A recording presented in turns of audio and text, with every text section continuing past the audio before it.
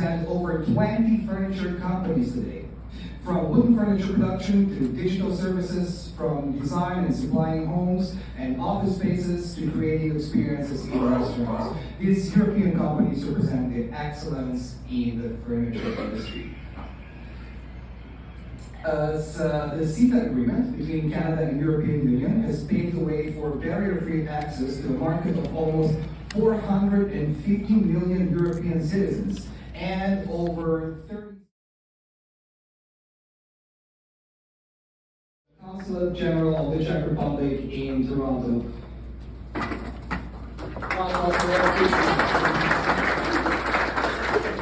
Thank you, Simon. And obviously, you're not here to meet mainly with us, but with our company, so I'll be very brief. I would like to welcome you here on behalf of the Czech Consulate General companies in the European Union. So just imagine the vastness of contacts that you can make there. And what's great for you is that Canada, thanks to the mentioned CETA agreement, does have access to our single market. And you do have access to all of those 450 million citizens and potentially customers there. So I hope we'll be able to do some business together here today and obviously in the months that are about to come. And please connect with us and let us know if we can be any help. You have my contacts there and I'll be around to share my business cards as well. Thank you so much and enjoy the event.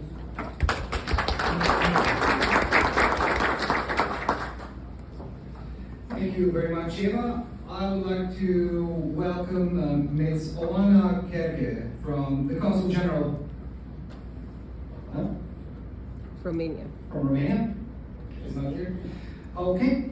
Now, ladies and gentlemen, please welcome Ms. Sonia Rosenberg, the Executive Director of the Canadian-Slovenian Chamber of Commerce.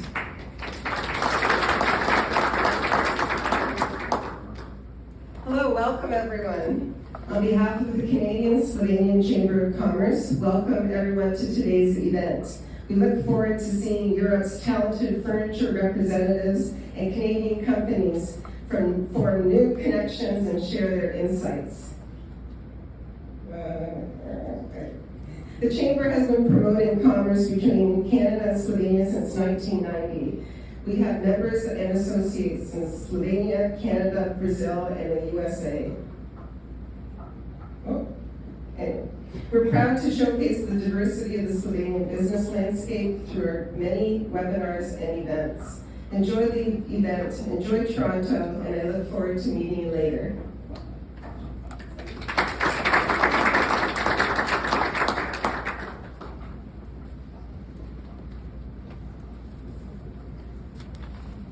So, Sonia, thank you very much, and I would like my paper back, please. Oh, that's yours. Yes. Sorry. It's okay. So, I would like to welcome on stage Mr. Cyprian Mokan.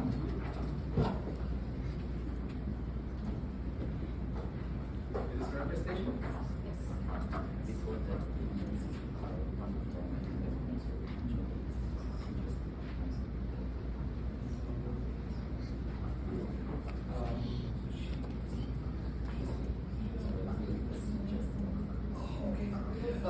Actually, I would like to first invite the Consul General of Romania, Ms. Oana Kerke. Please.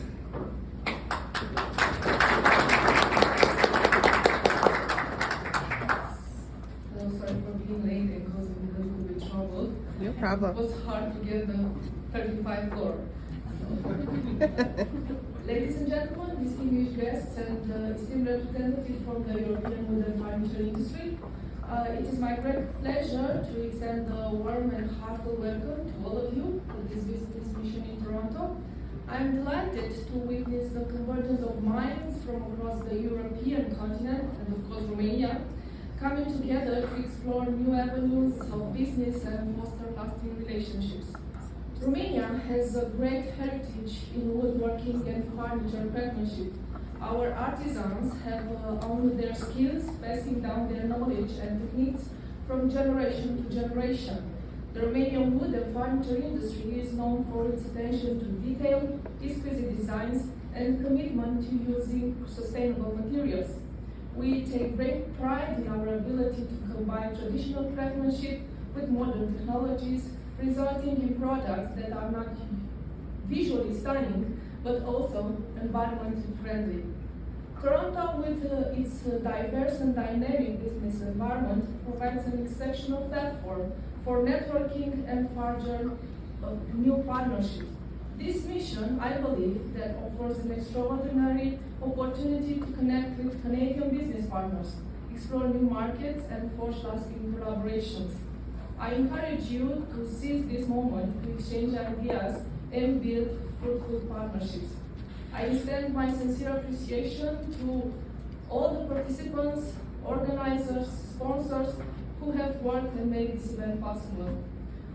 May this European wood and furniture business mission to Toronto be a resounding success, furthering strengthening the ties between Europe and Canada and paving the way for a prosperous future.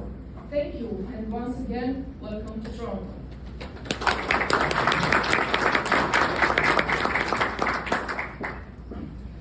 Thank you very much. And now I'd like to welcome on stage Mr. Cyprian Morcan from FGOI.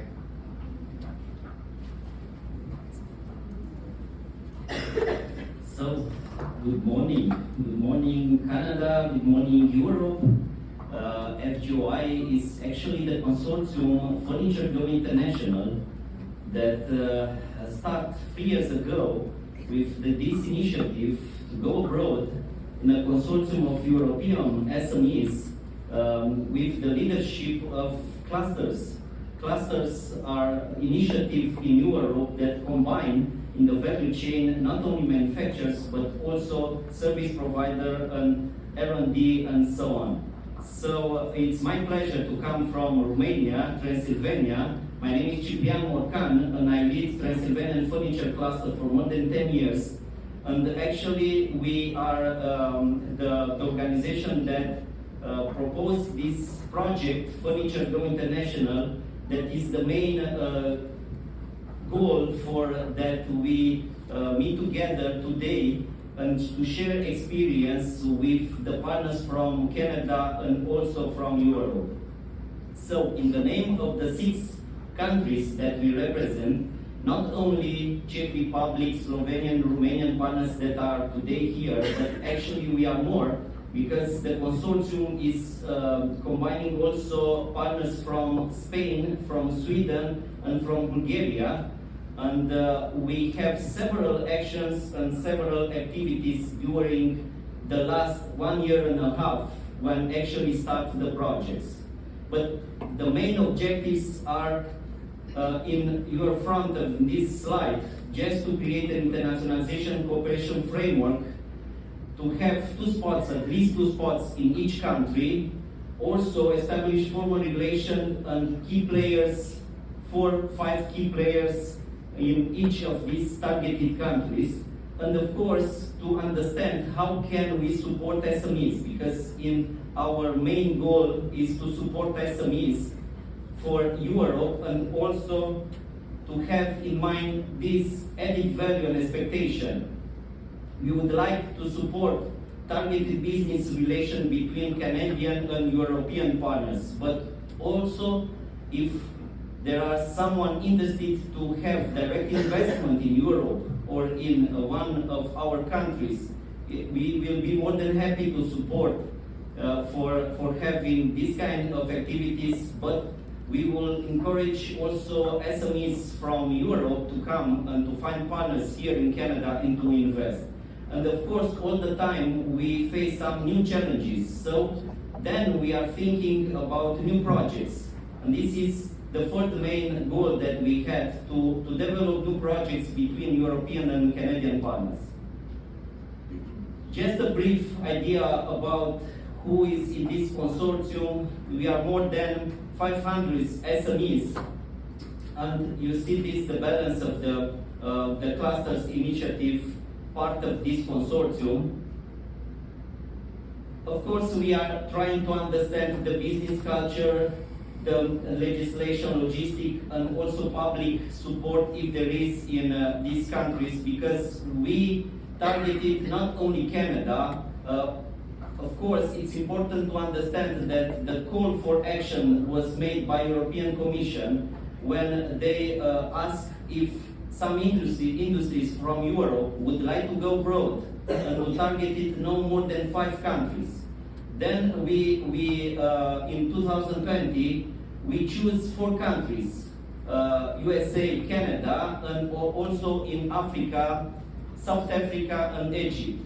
So actually the focus is on these 4 countries for the next years, because we are not doing just an activities, just coming here in a very nice event, but actually after that nothing to happen.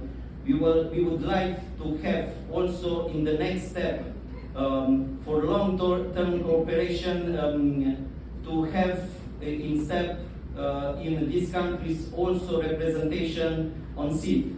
And we are thinking to find some partners for this representation. But of course, this is the journey, and when we are not in these 4 countries, it's very important to know that we develop a platform. In-event platform is the community where you can be to have knowledge and information about what we are doing on the long term. And it's the first step that we will invite you, if you are not already there, to be part of this platform. Just scan the QR code and you will have the possibility to have direct contact with a larger community that we have today in this event. So what are the main interested market segments? Of course, we are trying to have contact with interior designers, HoReCa channels, architects, but institutional and support organization also, and to have this balance of the partnership, having in mind the interest of Canadian partners in Europe. These are our contacts, and thank you very much again. Now it's the time to see more details about the furniture cluster that we represented, the companies that are in this event with you. Thank you for having us and enjoy this event.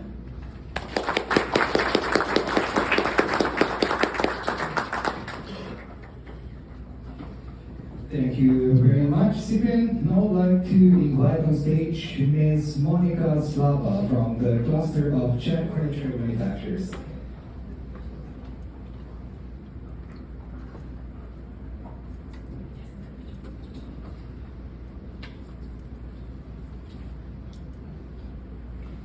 Hello everyone. So the smallest cluster will be as a first, right? Okay, let me introduce myself. My name is Monika Slava and I'm a member of Czech Cluster, and I'm also a representative of one of the company which is here. It is my pleasure to tell you something about the cluster first. As I said, it is the smallest cluster here, but we are very proud to be the part of the Czech Republic as well. If I say Czech Republic, everyone knows Prague, but we are local based in Brno, which is the second part of Czech Republic, called Moravia. At the beginning, we have one sentence here which we really feel that we know and we work as a competition, but we know how to cooperate and we are very proud of it. We are not just the sellers or producers, we are a really great team, and after 5 days in New York, it was really a pleasure to find more corporate style and stuff. So I'm a little bit tired, sorry, this IC style, I'm really blowing my nose. And I think that some video will help me and you will more understand about clusters, about us, what we're doing, and we will maybe more understand when you see pictures and some subtitles there. So enjoy your work and enjoy your view, and I will tell you something more briefly. Thank you, Vika. So as I said, Czech cluster is based in North Moravia, close to Brno. We have 53 members now, which involves companies, wood processing companies, technology centers, universities, and other partners. We are very proud to actually be the largest cluster in Czech Republic, but smallest cluster here. We involved, as I said, producers, wood processing companies, And as a cluster, we built 4 technology centers across the whole Czech Republic, which help us to find out new materials, new technologies, which really help us as a producers also. As you can see, we have so many projects here. As I said, research and new styles and new institutes. There's a Vítězslav Gaja, part of this, which I will tell you more.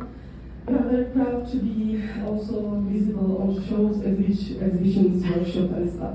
So we know and we are very glad to actually help people understand about furniture and details and good quality and new styles as well.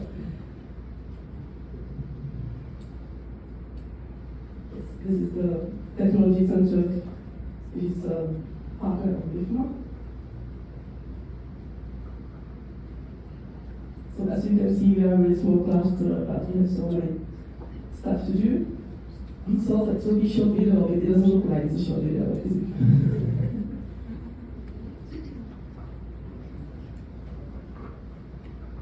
And as I said, we are involved in universities and students. We also helping students to stay in our industry and to be able to actually willing to stay and produce the same style and the same quality as we do. Yeah. As Cyprian said, we are part of this project. It's not only one project, we have so many others. And of course, as you know already, B2B news and stuff. Yeah. So we are very busy, but we are very glad to be part of the Czech cluster. As you can see, this is the exhibitions for young students. Those are the best of the Czech Republic. This is the final competition, which involves one of the exhibitions. Here you can see our chairman. I will introduce you later on.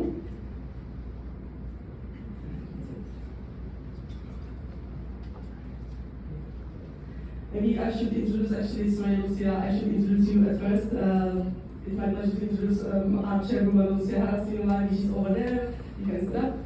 Sorry, I forgot, because I was nervous. You saw her so many times on video, so you can see that she's busy as well. So this is the Czech Republic, and somewhere. Yeah. Okay, so that was for the Czech Republic. So I was a little bit nervous. So maybe I hope it does make sense. And this is my part, right? As I said, I'm a member of Czech cluster. I'm also a representative of one of the companies which came here. My company called Wood Forever, so you can hear that we feel that wood is forever. And I'd like to introduce my partner, this partner which is over there, is Jiří Rizman. And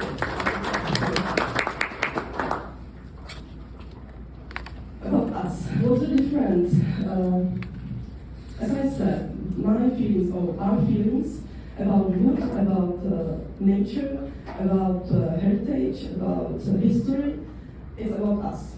We have 25 years experience doing furniture on the highest quality. If I said on the highest quality, it's about method which we used. It's all master techniques.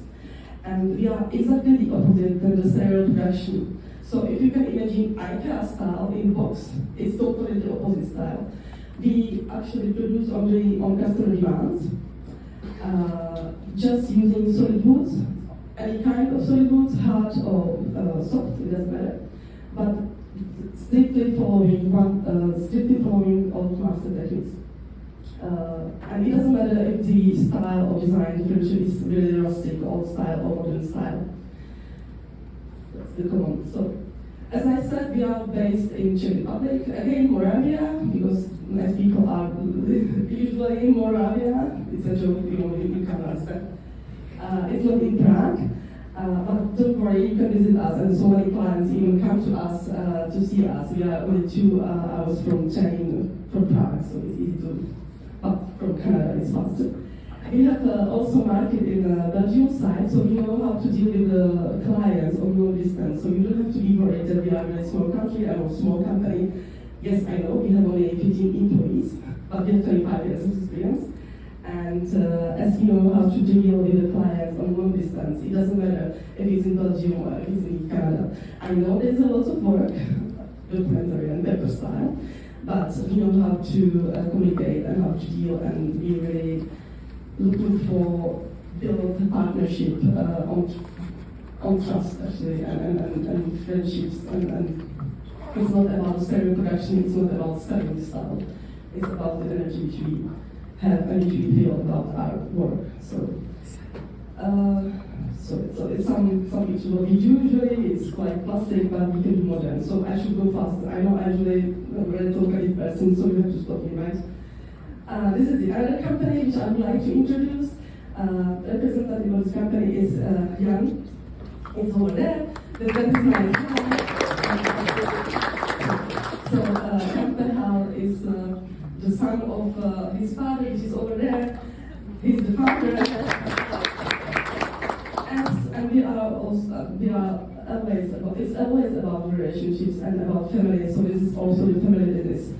So let me introduce Nadab. Nadab is totally different, it's the opposite side, so if you can imagine us as a solid wood producers and customer demands, Nadab is using the other stuff, which is veneer, laminate, and other, and they are doing stereo production. They are focusing on kitchens, mostly. Yes, yeah? Yes. And they have really great business on the French market for car resellers or showrooms. So they also know how to work with the clients on the long distance. So, and they are looking for new. So you can see those products as well. And the last, yeah, you do more commercial stuff, right? Yeah. Yes. And there is a TZU. So I would like to introduce Peter Slavgaya. I can't see you, Peter. Yeah, that's the guy over there. The most important information about TZU is that this company is a BIFMA member. So if you're looking for a partner for testing and qualification and stuff, it's TZU. And this is actually one of our technology center which involves chip cluster as well.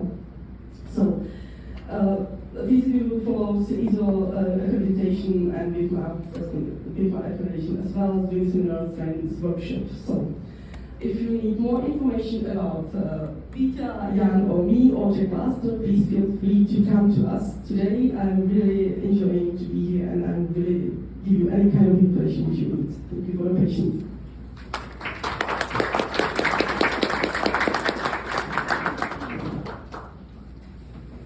Thank you very much. I would like to call on stage next Mr. Bernard Lika from the Wood Industry Cluster Slovenia.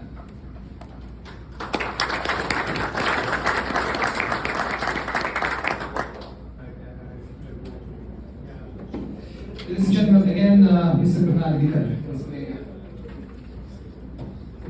Thank you, Simon. It's about Slovenian cluster, which you will just about it much. Our cluster is established in the 2000, and we are actually located in cover all Slovenia. We are a national cluster somehow. You always say in Slovenia have some advantages in our location because our country is in the middle of crossroad between Kiev and Barcelona, and also Berlin and Istanbul. So it's on a very good logistic point.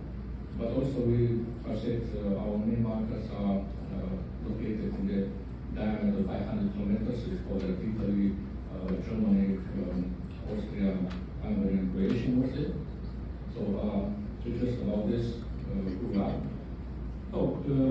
Another, I would say, advantage we see is our forest. We are not so big country. Not compared to Canada anyway. There are just 2 million people, and they are close to 20,000 hectares, square kilometers, sorry. But we are 60% covered by wood, and we take care about it. We cooperate with forest management, and we also have enough material for our companies, and also we export some. Yeah, it's about sector. Our sector is about 2,500 companies and areas, 20,500 employees. It's not a big sector, but it's more. Could be stressed that we must export. We export normally 51 or more percent because we market is small, and we must be oriented only way in the export market. So yeah, but yeah, we have quite good growth, 5-8% per year. So this will show that we are in the right way. So we're producing everything in our sector. I say Slovenian companies are one-stop shop. Everything, right quality and proper way, but not in quantity. So not with the Chinese, not with the other countries where low cost maybe this mass product. We try to be more specialistic to find a way to the customer to be custom-made everything. So it's about our country itself. We established it in 1999 by side of companies and state. At the moment we have 96 companies, members. Half is furniture, producer and half are wood processing the state. We covered consoles, we have fabricated houses, producers, doors and lights. Yeah, we can just to know good relationship also with the chamber, work together. Actually, we split the work some way. We do the operative way, support company by the project, by the export activities, by the trainings, and the chamber doing lobbying and promoting and strategic things. I speak this, involved in several incentives in Slovenia. And in the sense to support the companies. Yeah, I'll skip this, it's not so important. This is the main task we do. Mostly we support companies with trainings, especially the center for the trainings, and also with activities for consolidation like that. Okay. But also help them to be involved in European research projects, to be part of some development projects, to advance technology knowledge, and also how to make digitalization, circular economy, and so on. That is this. Some highlights about the activities. With some, I think this is part of what will be for any cluster in Europe. But we are points of our work, which is probably related, whatever. And this is the core team of the cluster office itself. This is about the cluster. So if you want to skip now to a short presentation to our companies are here today. So, thank you much.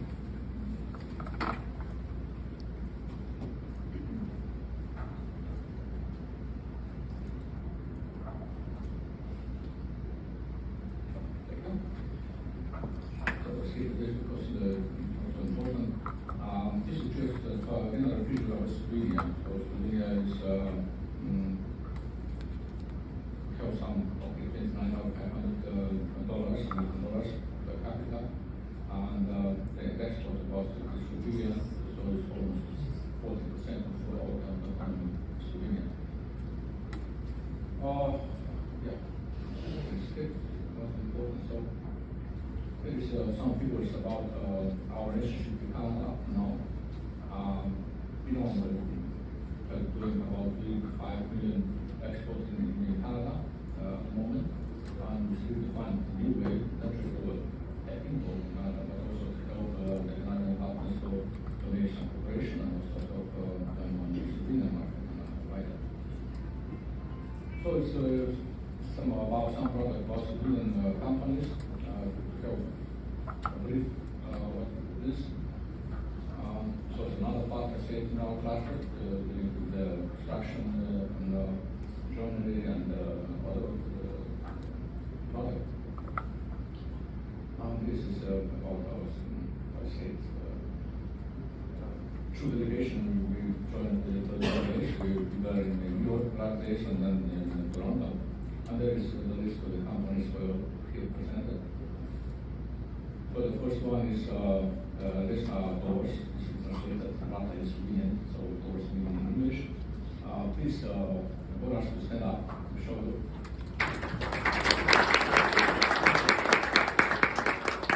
Introduce the interior doors, door specification, for example. The next part company here is Carpentry Franchise. Probably translated now. It's not a brand, but Carpentry. So Robert, please.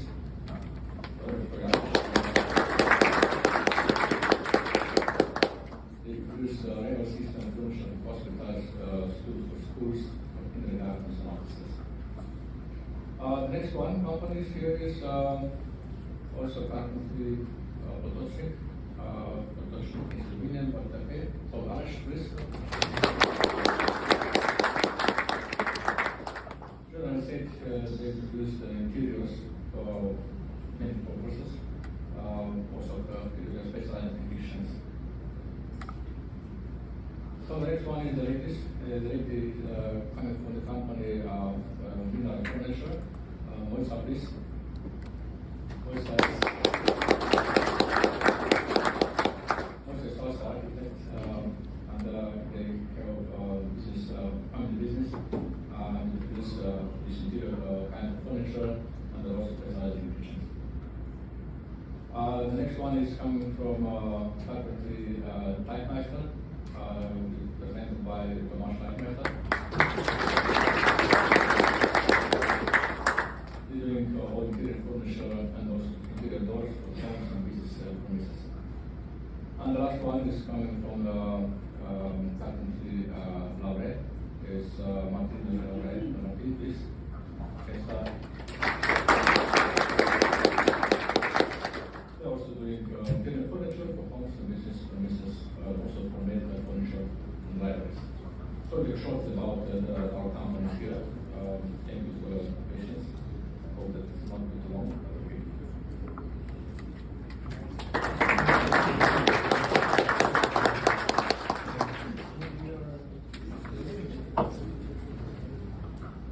Thank you very much. I would like to call on stage Ms. Andreea Toma from the Romanian Furniture Cluster.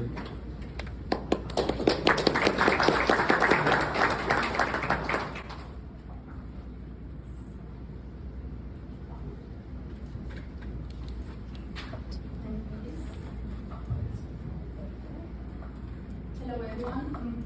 That's weird. You can move it. Okay.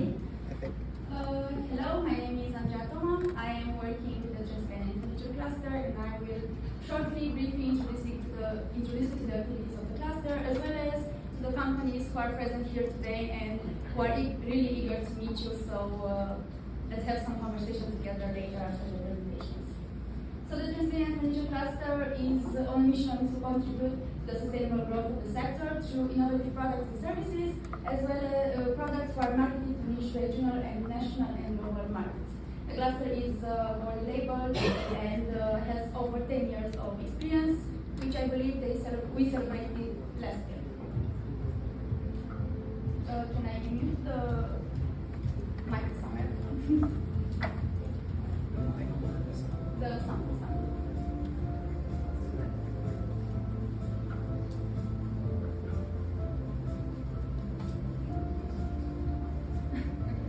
I will stop over.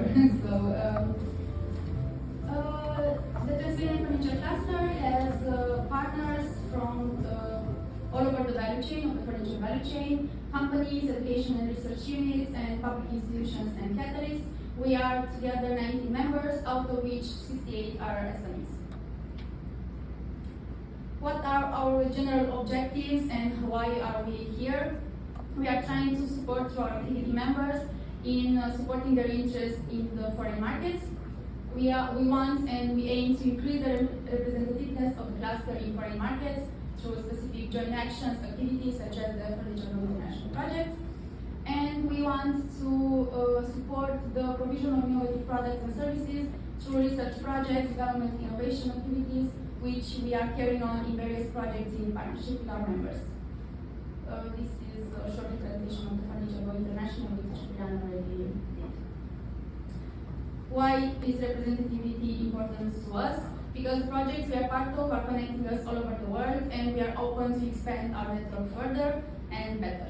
We actively participate at various events, and we try to add value to those activities that we are involved in. We are networking intensely and closely with the regional national ecosystem of clusters and companies, and we are initiating together proposals which have the potential to support research as well as projects based on common long-term strategic goals of the partners and of the cluster as well. And we are currently building the first center of excellence for furniture in Romania with the R&D infrastructure, 9 laboratories for materials, prototyping, testing, and launching products, which will expand our services for the members further, as well as our knowledge and capabilities in the field of research and development. And here are the companies who are present today. I will briefly show you a little bit some information about them individually, but I'm looking forward to support you in meeting them. So if you want to know more about some company, just come to me and I will direct them to their representative. The first company is Elaborator. Please scan the QR codes. Every company has a QR code here in the presentation. This will take you to the website and then you will learn more about them. We are the only certified laboratory furniture manufacturer in Romania with over 49 employees and who is successfully competing with renowned international companies on the domestic and the European market. We are producing various products for this industry, such as laboratory workbenches, laboratory storage units, safety cabinets, and also offering design and planning services. They were created in 2004 with its main activity designing and manufacturing laboratory furniture. And currently they have their own manufacturing house and offices in Berlin. The next company is Salice. They are offering complete up-to-date range of furniture elements as well as specialized technical advice. They are on a mission to provide every customer with complete up-to-date furniture elements as well as specialist technical advice with a product portfolio of more than 10,000 products and continuously modernized processing technologies. They are dedicated but not limited to the furniture manufacturer, the interior designer, the architect, the end customer, in supporting the businesses, the institutions, and also the individual people. The next company is Marlex, which offers a true solution for the efficiency of the customer space. They were established in 1993, having as base activity the trading of home furniture. They have the setting of an Italian family business, and they are listening to the customer's needs, which is already becoming a landmark on the market with solutions that are adapted to the customer. They rely on well-defined design and production principles in order to manufacture the products, which means offering a vast range of material shelves, office furniture, office supplies, and-store accessories, chairs, and this offering industrial furniture for homes, business headquarters, commercial spaces, and more. The next company is Antares. I now realize that I'm really talking really fast, but I'm really nervous. So It's okay. if you take the pictures quickly and then look over them, they are known for their office products, office chairs with high quality standards and qualified staff. The products are manufactured through the coordination of in-house departments, and they have a really strong international presence. And this is a really great quote that I really liked. So when you can listen to the concept without having to bend over backwards, when you can move freely while multitasking, when the hours pass without realizing, while reading a book, or when you can spend some time without getting annoyed as you wait for your turn, this is a great chair that can support you in everything without realizing the discomfort that you should be feeling. The next company is Integral Active. They are painting, offering services in painting in various colors and textures, obtaining the finishes desired such as glossy, matte, textured, or smooth. They are offering electrostatic field power painting services for companies and individuals on the professional market in Cluj-Napoca and beyond. With the highest standards of quality, efficiency, and on-time delivery, they aim to become your strategic ally for powder coating your metal surfaces or special projects. And Tesagon, which is providing services of custom-made software They have 3 main products which are really interesting for the furniture market, such as the furniture design software with configurable cabinets, materials and accessories library. We can talk with Japan and they will show you their products, as well as management software for furniture manufacturing companies, and 3D real-time renderings for exploring architectural projects in virtual reality. This is really great for the furniture producer, but also for the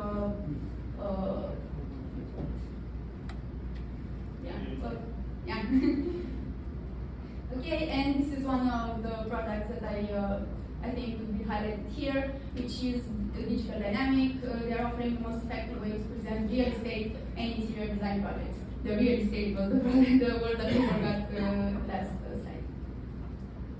And the Hijab Consult, which we have 3 people present here, which is offering services in clusters and innovation support, project development and attracting financing, and project management, business management assistance. We are managing the cluster and also offering services for business partners in various industries. We are already present on 4 continents through our projects and actions, established in 2007. A really great team because I'm part of it and I love it. And we support the development of entrepreneurial spirit and supporting entrepreneurs through services based on openness and innovation and long-term cooperation and objectives. We also have furniture from Armenia. You have here a small leaflet, which I invite you to switch over. This is an international export promotion program, which is promoting the export of Armenian furniture, a platform with diverse range of products and brands, which can be browsed just as a virtual catalog. You can learn more here on the leaflet or by contacting Mr. Zila. Here is the last slide. I'm over. I'm done. Thank you so much.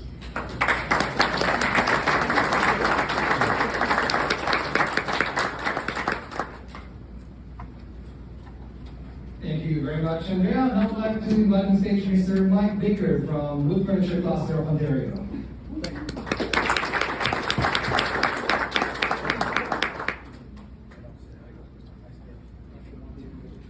That's okay, I'm loud. Morning, everybody. Can you hear me in that? I grew up in a loud family. I'd like to welcome everybody who's here from Europe, overseas, and also friends in different parts of Ontario that are here that we've never met before, and we meet here for the first time. It's always good. I'd like to thank Bernard and his crew for meeting up with us last night. We had dinner and got to know each other a little bit and meet some of his companies. So we are not a wood manufacturer, we're not a furniture cluster. And I want to get some semantics very clear in our language because this can impact your marketing to Canada. We are the wood manufacturing cluster of Ontario, and we encompass all of the segments in wood manufacturing. Furniture, yes, but we also break it down: cabinetry, residential cabinetry, millwork, and commercial millwork. We separate those in our vernacular, so you may want to think about your marketing. Because if you just say furniture all the time, people are going to think all you're talking about is this. So that's an important point to make. But anyway, hopefully this will work. Who we are. So we are a group of, we are the only cluster in Canada for the wood industry. We are far behind Europe in clusters. And we are slowly catching up. We've been around 10 years. But we happened to come together by accident. After the last recession, many of our companies were hurting, and they decided to collaborate together to help each other. And they heard the thing called clusters. Well, what the heck is that? And they didn't know what it was. And they heard about it through their partners in Europe. And we had 7 companies that started this in 2011. And they went to Upper Austria, to Clusterland, to the Cluster Academy. Anybody been there? Heard of it before? Yeah? And the wood cluster there, we had our training, and that's how we learned how to start a cluster. So, we are 140 SAB companies. We have 13 board members. We do all kinds of stuff for our companies, and our mission is to generate collaborative relationships, to share knowledge, stimulate innovation, foster new mindsets and ways of working together. And I think that encompasses what you do in your clusters, the same thing. And our vision is to strengthen the performance, innovation, and agility of our value-added wood industry manufacturing industry in Ontario. We focus on Ontario. These images are some of our plant tour Kaizen events. Our plant tours are not just show and shine, isn't this nice? It's all about solving problems in the shop, and everybody takes away those ideas to help each other perform. This is our cluster. We are the highest concentration of wood manufacturing in Canada. Ontario is the highest populated region of Canada. Canada's a big place. Combine all your countries into one, and we could fit 4 of you in Canada, probably. Most of the population is here, and these red dots represent communities where we have member companies. And so we encompass, this map is not up to date, it needs to be updated. We now have members in Peterborough, in Northumberland, Prince Edward County, these parts of Ontario. As you can see, the biggest concentration is the Golden Horseshoe, we call it, with Toronto being at the top of it. And then we have some members in Northern Ontario as well. It gives a bit of a visual. Our cluster ecosystem consists of dominantly cabinetry. Majority are cabinet manufacturers, residential, commercial suppliers of cabinetry. Next is millwork, which is commercial millworks and the things you see in the walls and the ceilings. And then we have furniture. Those are the dominant 3 segments. And then we've got sub-segments of niche products, mass timber construction, construction components, and I'll introduce you to some of our companies that are here at the end. And then one of the things that we learned to follow the cluster model, the Porter cluster model, is it's one industry, it's one region, and we include the academia as well. So we work with 3 community colleges that have post-secondary wood programs, and I'm the chair of one of their program advisory committees for Georgian College, and I sit on the one for Conestoga, which is the biggest one, which is in Kitchener, and I also sit on the one for Humber, which is here in Toronto. So it's all about workforce development. Who's got a problem with labor?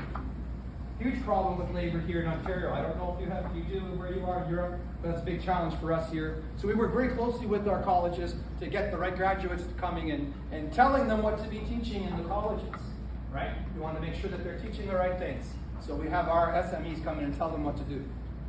And supply chain is part of it. Our members also include supply chain members in the cluster. So here in Canada, there's about 100,000 people employed in value-added wood manufacturing. Is this one your word? No. And there's 7,000 companies roughly in Canada, and there's about $20 billion in revenue nationally. In Ontario, there's closer to 3,000 companies now. There's about 30,000, 35,000 employees in Ontario, and about $7 billion. Our membership, as you can see, as a cluster, relatively small really compared to the marketplace.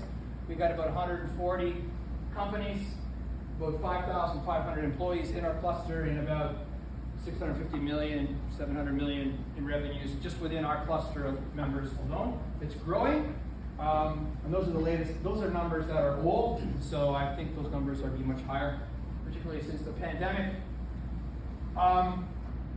So I just mentioned we're 100,000. This is a bit of another breakdown of the manufacturing that's across Ontario, Quebec, and British Columbia. And Ontario, those are the 3 main provinces in Canada that have value-added wood processing. It is spread out across, but this is where the highest concentrations are.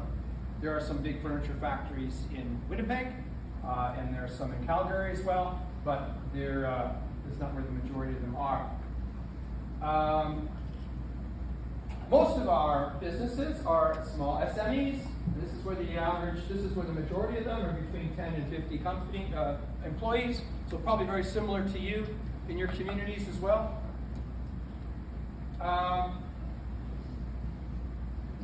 Furniture as alone. So I got stuck on your vernacular. Furniture, which is the smaller segment in the wood industry in Canada. There's about 2,600 companies and about 48,000 employees in furniture across the country. That's not just Ontario, that's the whole country. So some of the things we're doing as a cluster, we have 7 different training programs. The biggest thing we like to do and our members like is our plant tours. We get into each other's shops, we learn from each other. You have to be of the right mindset to be part of a cluster and be open to sharing and collaboration. As you know, not all SMEs think that way. Part of our problem in North America is we're very competitive, So that's why clusters have taken a long time to take hold here in Canada. Also, our governments are learning about the support of clusters and the importance of clusters. They're just starting to learn now. So that's why even our governments are way behind. In Europe, the European Commission 30 years ago, you adopted clusters. I think Spain was first, and Denmark, and then boom. You've been around for 20 years, and some of you longer as clusters. So we're way behind. But this is our breakdown of our SMEs. About 30% supply chain right now. An average 10 to 15% year-over-year growth over the past 4 years as a result of being involved with the cluster. Last year we did 19 events with over 520 people attending. We've been doing some export development. US is our big market. They're a big neighbor, as you know, and it's easier for SMEs to just hop across the border to try and sell their products than it is to go to Europe, even though we do have members doing that. That's where we get our members to dip their toe in exporting and get some confidence and learn about exporting, and then we move to other markets. Digital is a big thing. I don't know what you're doing in your clusters, but our members are trying to become digitally integrated. That's the big challenge. Industry 4.0 is the North Star. We're all trying to get there. We have a recent project that we did making digital roadmaps for each of our segments. Waste control and optimization, so our circular green, we're just starting that, and we've got a waste survey we just put out to our members, and we're geo-mapping where the waste is located, the type of waste, and the volumes of waste in different parts of Ontario, and we're going to get that packaged and sell it to some third-party vendors. Some of our members are already selling their waste, some are having to pay to get rid of their waste, and some are just giving it away. So, and I'm sure it's the same for you. Maybe for some of you in your clusters have a really great system for a circular economy with your waste. We'd like to learn about that, learn from you. We're trying to teach our SMEs to export. There's about 20% of our companies never will export because of the nature of their product. There's 40% of our members that are already exporting in some way, and then there's 40% that are not at all. That could. So we're trying to build some export literacy to help them learn what's involved in exporting and get some confidence. And we are starting to interact more with international clusters, so such as our event today. We're also part of the TCI network, which I'm sure you're all a member of as well, and I've probably met you on some of those events online already. These are the roadmaps that we've done for cabinetry, commercial millwork, and solid wood furniture. We did a project, and so these are some of the projects that in creating a digital roadmap is connecting your CAD to your ERP systems, digital purchasing and consumables management, some digitized estimation and quoting. This is where people are going to try and become digitized. ERP code and G code and CNC nesting integration, making everything connect. And a really big one is parts tracking. In your manufacturing to keep track of what's happening where with your parts, and the average callback in the industry to an install is 5 times. So we're trying to reduce that down to 0. And paperless shop floor, point-to-point CNC integration, minimizing data entry. That's the roadmap that we're on for helping our companies thrive. Sharing that a bit with you. And the metrics that we're tracking. We're tracking our company's gross sales, their percent of export, sales per employee, number of jobs sustained, number of jobs created. Big one here, number 6, number of jobs created that are unfulfilled. Big gap for us here. Inventory turns of finished goods, inventory turns of raw material. These are the things that we're tracking as a group, aggregated, so we can have a round number of how our cluster is performing. And then productivity as well. There's another one. Just before I can, so that's what we are as a cluster. I got a video I can show, all that kind of stuff. It's on our website. I want to introduce our board members. So if you could all stand up, please.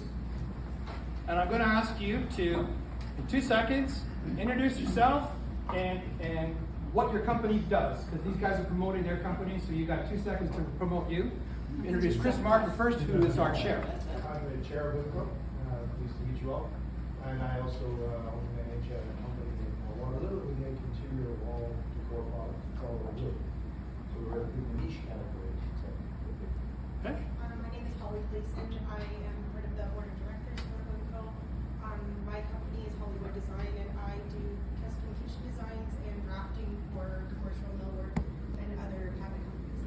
So if you want a designer that's here in Canada, here's one right there. I'm Dennis Blenheim, past president for Wimpole, and basically we work in the forest, we cut trees, we export a lot of logs internationally, and the other part of our business is we do a lot of large log edge material, so walnut, oils, and maples and stuff like that. So if you need anything like that, it's He's got some crazy stuff that they do. So you go to their website too. Laverne? Laverne Martin. We run a high-end residential cabin company. We started in 2005. It was me and my wife when we got married, young and inexperienced and kind of stupid. We decided to go into the wood industry, and that's where we still are. Today we're at 55 people, just over the $11 million annual revenue mark. And looking into the future, the whole digitization of our industry is something I'm very passionate about. Robotics, we're going to use some robotic sanding. So yeah, similar to what you guys, labor is expensive. So looking for ways to automate some of the lower level tasks and upskill our people into higher skilled tasks. So thank you guys for coming. I also sit on the Wimpole board. Excited to network and interact with other clusters and learn from you guys. Thanks, Laverne. Chuck? Chuck Pelshade from Milestone Millwork. We're located in Niagara Falls, and we do custom millwork and custom cabinetry. If anybody's going to Niagara Falls for a tour, you should go to a shop too. Can you drive them? Once in a while, I don't have to We need go out and drive. buses. I have to go to the shop tomorrow. Hi, Chaco? my name is Chaco John. I work for a company called Mobile Cabinetry. We are there for the last 25 years. We are into custom cabinetry. We have export to US too. And actually it's a good platform to know each other, the way you operate, and probably we can all collaborate to teach in some of the areas. Thank you very much. Thank you, Chaco. So this is our board.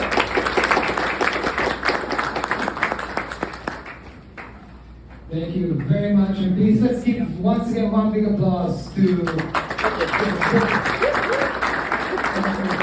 Manufacturing Cluster of Ontario. And ladies and gentlemen, right now I would like to invite Mr. Trevor Cruz from Interior Designers of Canada. Trevor, please.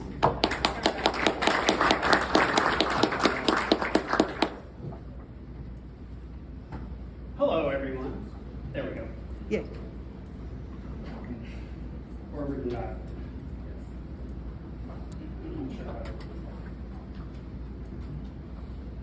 Oh, I see that's an arrow. Hello, everyone. Welcome to Canada and to Ontario and Toronto. I am a trained interior designer. I worked since 1986 until 2020 as an interior designer, working on multi-residential towers all over the skyline, and volunteering for design associations. That led me to become the CEO of the Interior Designers of Canada in 2020, and I have held that position since then.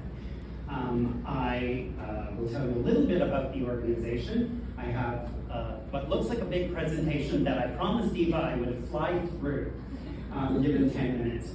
So we have over 5,000 specifiers that are in our network of interior designers, architects across the country, and over 200 industry partners. Many of them are manufacturers like yourselves, and many of them are local and international, local, regional, national, international, and tech partners. These are some of our strategic partners. AMAC is the Association of Wood Manufacturers of Canada. BIFMA, we work with quite a lot. We just did a big project with CISO on worldwide furniture.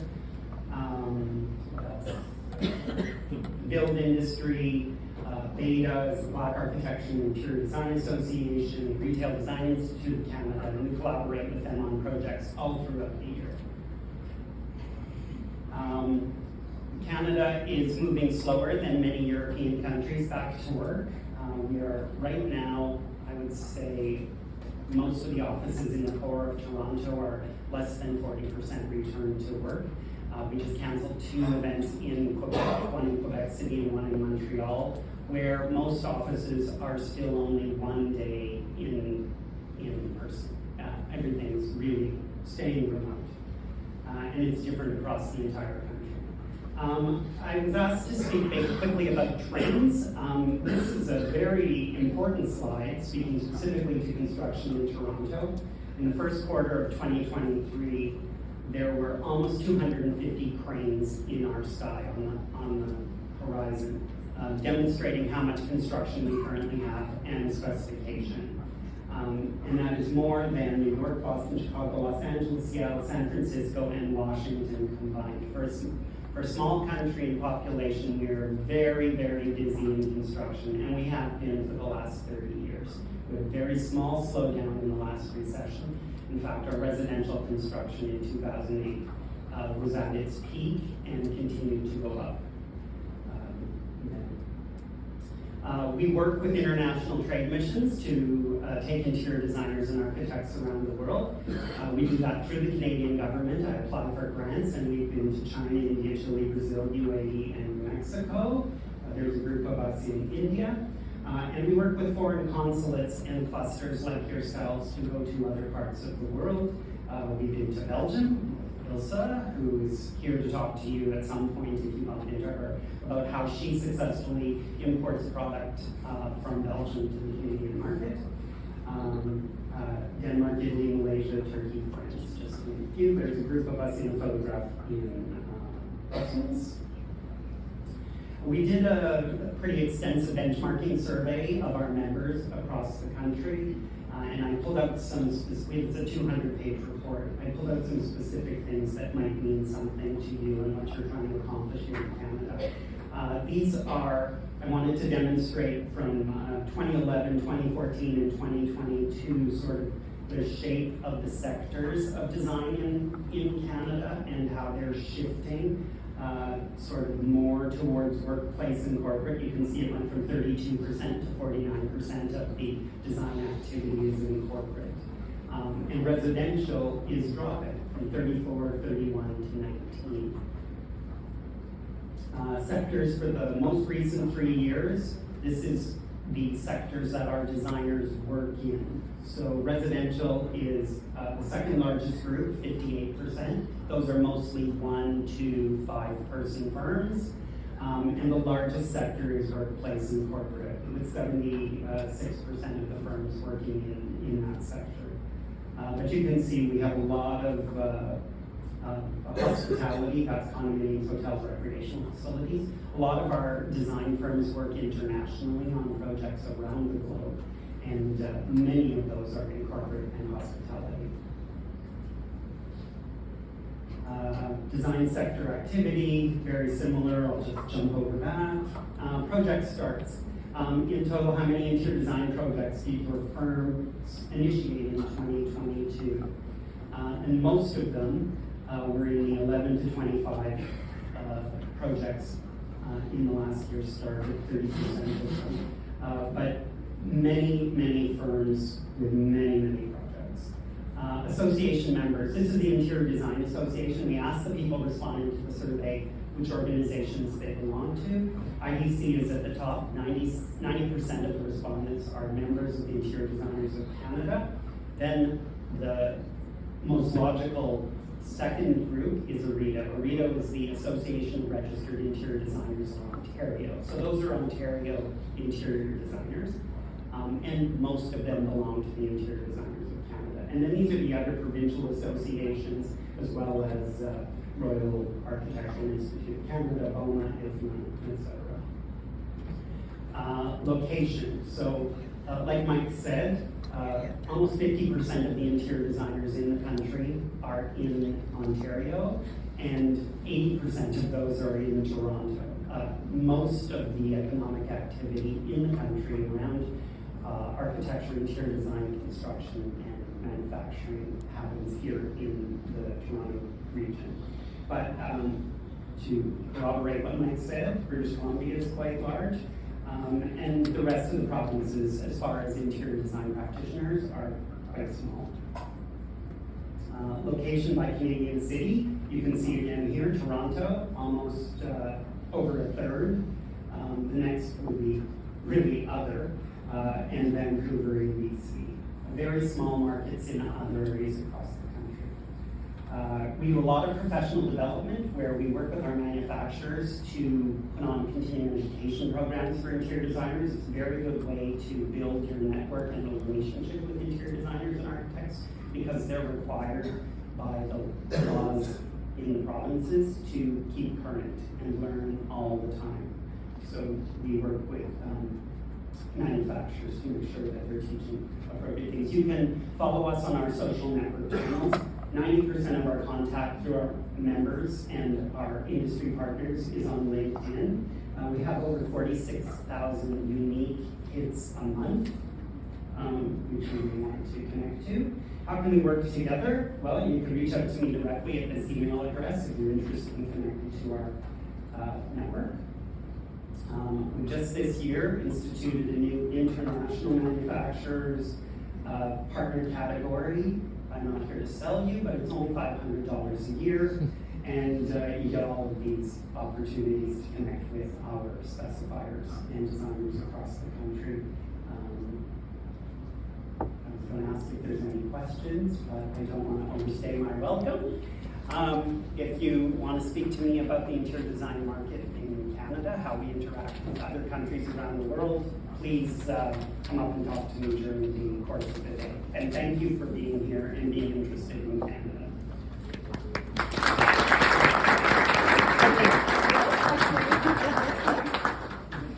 Thank you very much, Trevor. I'd like to invite on stage Mr. Julian Ovidiu Wancea from Romania.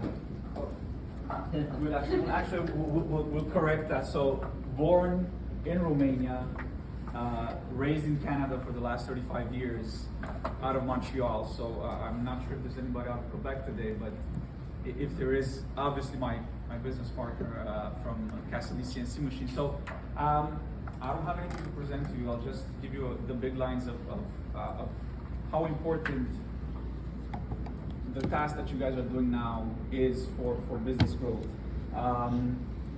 The idea of speaking the same language is very important, but actually understanding the culture and exchanging directly with the people. And I've learned this in my past experiences as a banker. I've been in the banking industry for about 15 years. I founded an NGO with some other ex-finance and legal people from the Romanian community. It's the Canadian-Romanian Trade and Investment Council, where we help Canadian companies do business in Romania and vice versa. And I've gathered a lot of that experience through some very good friends that I made with Quebec-based Belgium Quebec Circle of Business, where I was on the board for 2 years. And one of the things that I've learned through the Belgian experience was that speaking the language is one thing. You might speak French or English, but accents don't really matter. But having to communicate and using Canada as a land base to penetrate the Canadian market, but to expand towards the south and go to the United States, because some of you guys are going there. It's a more pragmatic, more prudent approach than landing. I'm not bashing the Americans here, even though we like to do so. In Canada, we're probably better than them, but that's another story. So I'm not on a diplomatic mission, so I cannot say anything. I cannot be overstated about that. But it's a more prudent approach into penetrating the North American market if you come establish shoots, cooperate, collaborate, compete, because I believe this is the new era where we're entering. Some of you guys are competitors in some areas. You might try to collaborate in some other areas. You might want to diversify your supply chain. There's a bottleneck which Europe, Canada, United States is going through. It's the same bottleneck, and it's Asia mostly. And there's a process here in Canada where we're very strong into onshoring businesses, in looking exactly where do we get our stuff, how do we integrate it, is everybody buying from the same place? And I think there's a better way to go at it, and industry and government thinks in that way, where we're seeking new partnerships with free trade agreements with Europe, free trade agreements with North America, within North America. And this is where the combination of the efforts and the know-how is very important. So exchange. I want to talk a lot more today, but I'm not going to overstate my welcome. Coming from the banking industry, doing business in Canada is challenging. It's a competitive marketplace, but financing, doing joint ventures, financing acquisitions for for European companies who want to invest in Canada and helping Canadian companies invest, joint venture, acquire partnerships or acquire companies in Europe. The banking industry in Canada is very strong on that. There's good government-backed banking. Obviously, the interest rates are stiff because we're trying to crush inflation, and some of the consuming habits don't really understand that, so we're still going to jack up the interest rates until people stop consuming up to a certain degree. But in Canada, we're pretty much sure that we've kind of reached it. So financing the supply chain and diversifying the supply chain through joint ventures, through strategic partnerships, the banking industry is very much, there's not a qualification guideline, but it is taken from my experience because I've been doing a lot of M&As and business landing from Europe and business acquisitions in Canada.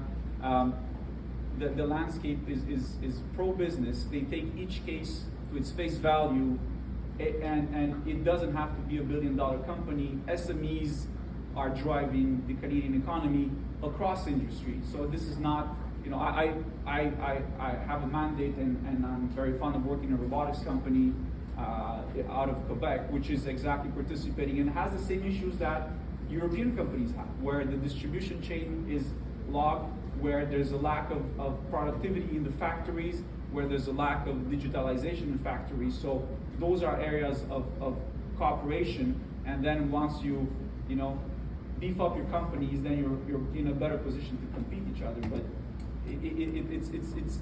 it's the first step that matters a lot. And what you guys are doing here, I've seen it a lot from Western European countries and businesses where they've gathered that experience coming to Canada, coming to Ontario, coming to Quebec, understanding the language, having a couple of exchanges, doing some joint ventures, small ones in the beginning and then bigger ones as they grow, to better expand. And it has helped them thrive, and it has helped them diversify their lines, which is critical in the new age. So welcome to Canada.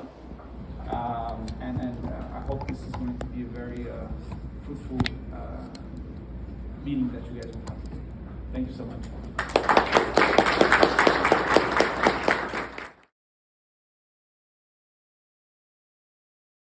Okay, if you can hear me at the back, just if you can't, just yell and I'll speak louder. Well, thanks. Let me first say a big welcome to you from Europe. For you coming to this crazy city of ours, the city of Toronto. I stand here as a proud Canadian, proud Torontonian. We're also a proud Slovenian, so dobrodošli to those who come from Slovenia. I am a proud Slovenian, and you know what, there's no contradiction between being a Slovenian and being a Canadian, except when Luka is playing against the Raptors in Toronto, and then my heart is just torn. I don't know who to vote for in those kinds of situations. Sorry, which one? This one. Okay. Thank you. My presentation is looking. I have no expertise in the furniture business whatsoever.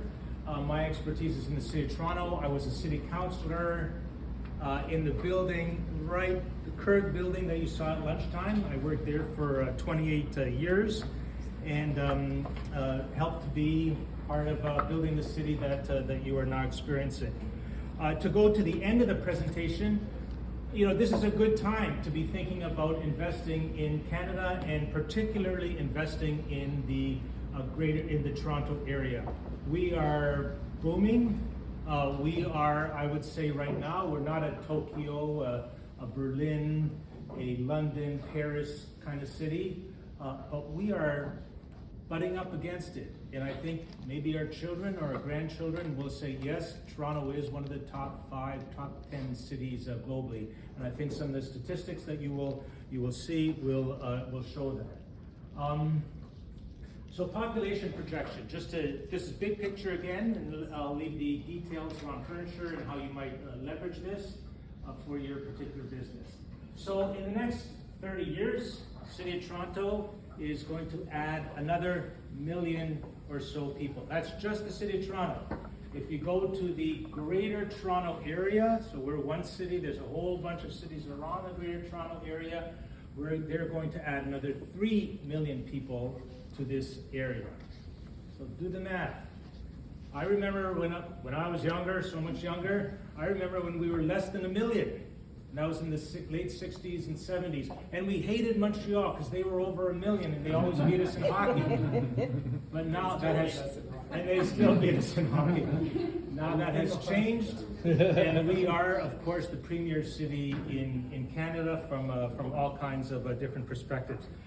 In the next 30 years, if the Greater Toronto area is adding 3 million and we are adding in Toronto 1 million, that's 2 Slovenias in 30 years. That's massive. It's massive. So how is this happening? Well, one of the key areas, there's some internal migration in. There's also migration out of Toronto because of the expensiveness of Toronto.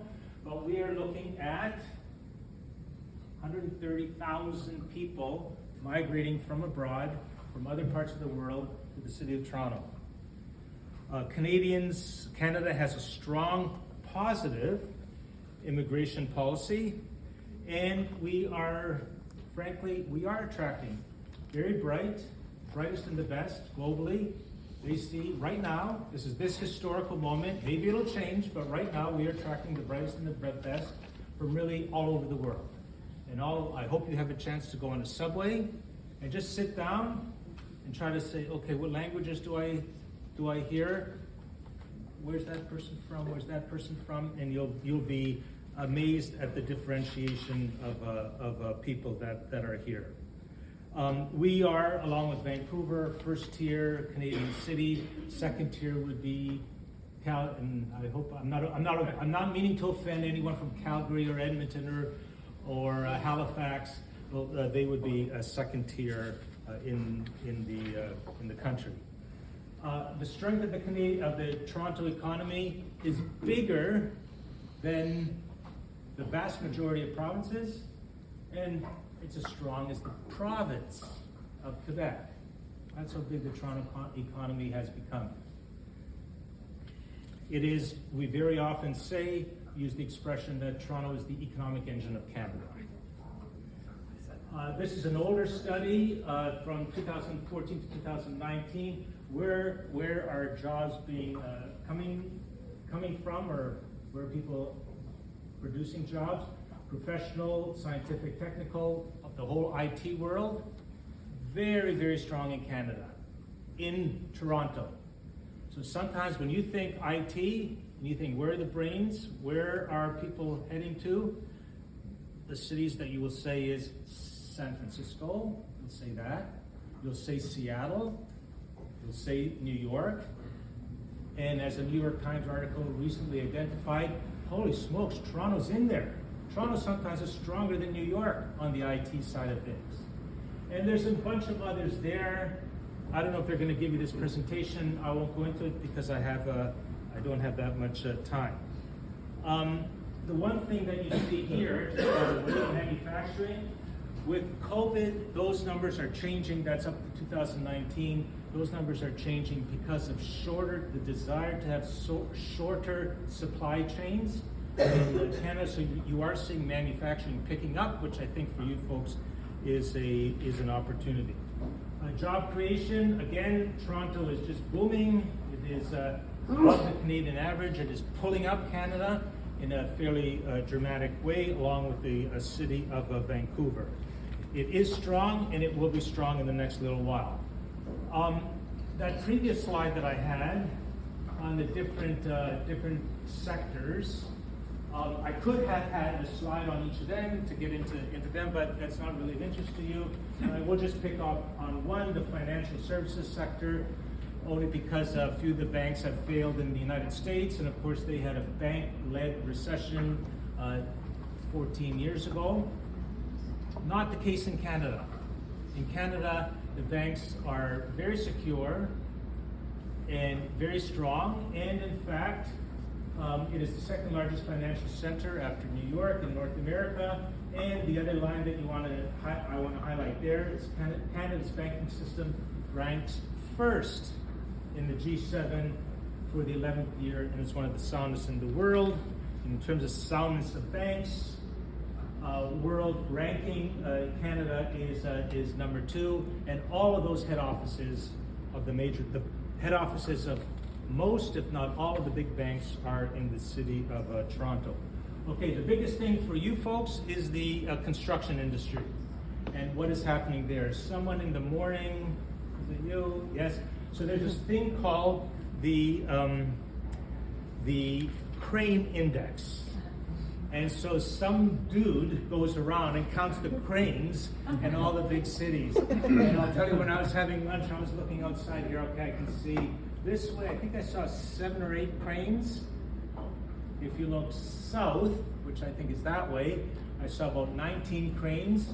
Altogether, Toronto this year, look at that number, 238 cranes. Which is the same as everything else in the United States, as this gentleman mentioned in the morning's session. When I was a city councilor, I represented the waterfront. In July of last year, so July 2022, the last council meeting before the term ended in the elections, I'm no longer in office. In my ward alone, we approved 14 towers, 40 to 60 stories, plus 2 commercial towers in one meeting. And that was 25% of the entire city, 24,000 new housing units. Like, that's massive. This is massive development that is happening at the city of Toronto. And still a shortage. And still a shortage. We're still short on the housing side. The interesting thing for you folks is, of course, when you see condo, when I say condo, you say furniture. And I know some of the people who are doing the building. I'm a consultant to some of them, especially on the rental side. They are looking not only to fill their rental buildings, but they're also looking to include furniture in the rent itself. Another thing that's happening, if you look at a 20, 30-year process, the size of the units are shrinking, right? So efficient furniture, well-designed, is something that our building industry really wants, and certainly the clients that I represent also want. Another big thing is green jobs. So if you look at green jobs in the city of Toronto and Ontario, it's 37% of all that is happening green-wise is happening in this province. And a lot of that, I think another slide in the morning also identified that. And where it's in sustainable transportation, of course, that's not so much your interest, but certainly green buildings is something that you may be interested in. It will be an edge for you all. So at the end of the day, these are all Canadian cities. And the best business climate has been identified very often as really happening in the city of Toronto. Toronto, Vancouver tops out the cities in Toronto. This is what the conclusion of all this work, financial sector, food and beverage sector, health science sector, all leads to the conclusion that Toronto has a very, very strong business climate. It's a great place to be right now. In terms of quality of living, this is from Mercer, consultancy firm. In North America, you will notice, I'm bragging now, the top 5 cities are in Canada. And in the top 5 cities for quality of living, and they look at a variety of factors, political and social environment, economic environment, socio-cultural, medical and health considerations. Toronto is number 2 behind Vancouver. Sometimes we're number 1, sometimes Vancouver is number 1. They have the mountains, they have the ocean, so what can you do? Skyscrapers. Okay, so enough bragging. To be honest with you, there are also weaknesses that have developed in the Toronto economy and society that are worth pointing out. We have transportation weaknesses. Which city in North America do you think has the longest commute times? You're going to say Los Angeles. You're wrong. It's Toronto. We just beat them out. It's a 75-minute round trip commute time in the city of Toronto. We need to be building a lot more public transit. We are, and we need to figure out different means of going around. And we have to follow the lead of, frankly, cities like Ljubljana, like Paris, that have other ways of, other modes of commuting. We need to figure that out. We're not so good at it right now. Growing food insecurity, our lineups at food banks have grown. The cost of food has gone up tremendously. Housing shortages, even with all this building boom that is happening, people, especially at the lower end of the income spectrum, are finding it difficult to stay housed. So we do have too many shelters and too many people who are doubling up, younger kids, up to 35, living in parents' basements, trying to figure out their place in this society of Toronto. And the wealth gap, yes, we are living in a Toronto where there's a lot of money around. There just is a lot of money around. And some people have it, and some people don't. And we know those of us who love Toronto and want to see it grow are also very conscious of that. And similar to, I think, what is happening, certainly not nearly at the rate of the United States, but from the articles that I read from Europe, the rise of hate crimes and social intolerance, that is on the rise as well, and that's been identified by this group that does Toronto Vital Signs, their 2021 report. Okay, so that's so that you get the full picture of what's happening in Toronto. Opportunities in Toronto, economic and social. What's behind this dynamic growth? Well, look at number one, foreign-born population.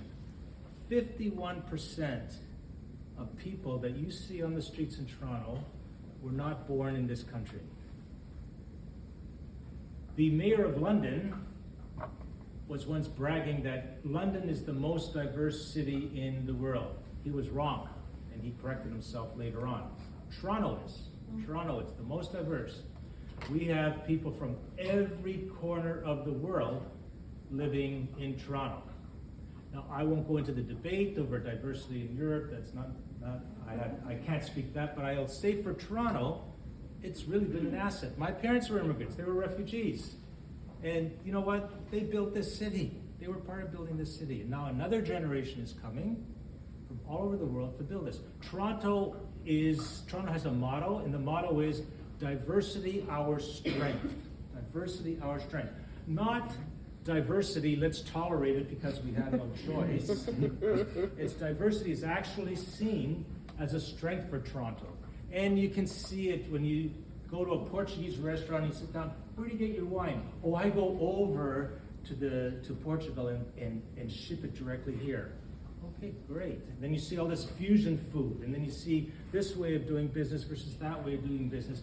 There's even analyses that have been done in our universities and NGOs that show that boards of directors that have diverse membership actually make more money. And that's what we believe in Toronto when we are thinking our best thoughts, that this diversity is helping us to be competitive on a global level.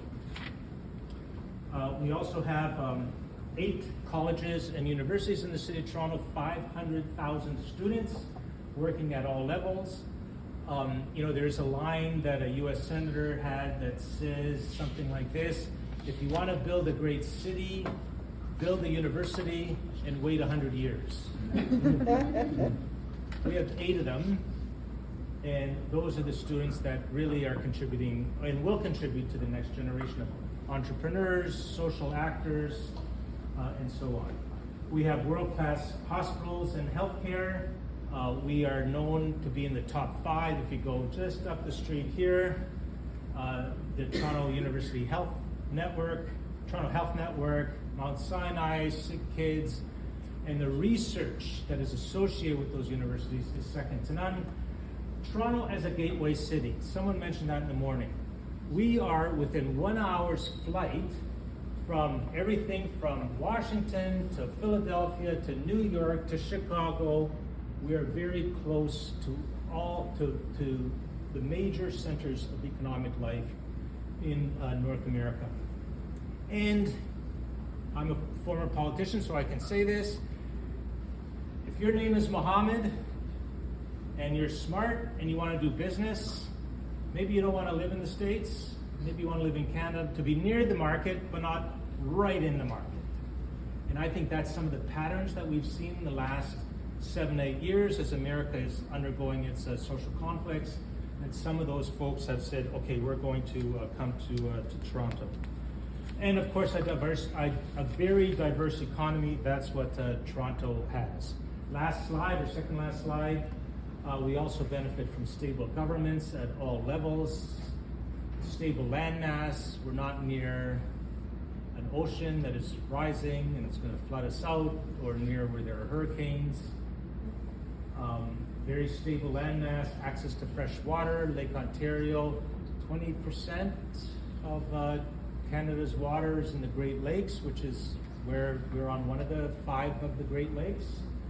Access to clean electrical power also is present in the city of Toronto. And we are surrounded by some of the richest agricultural land in the world is in southern Ontario. So those are the things that, some of the considerations that make us strong as a city. And I've bragged enough, so I will thank you and say hvala lepa to all of you.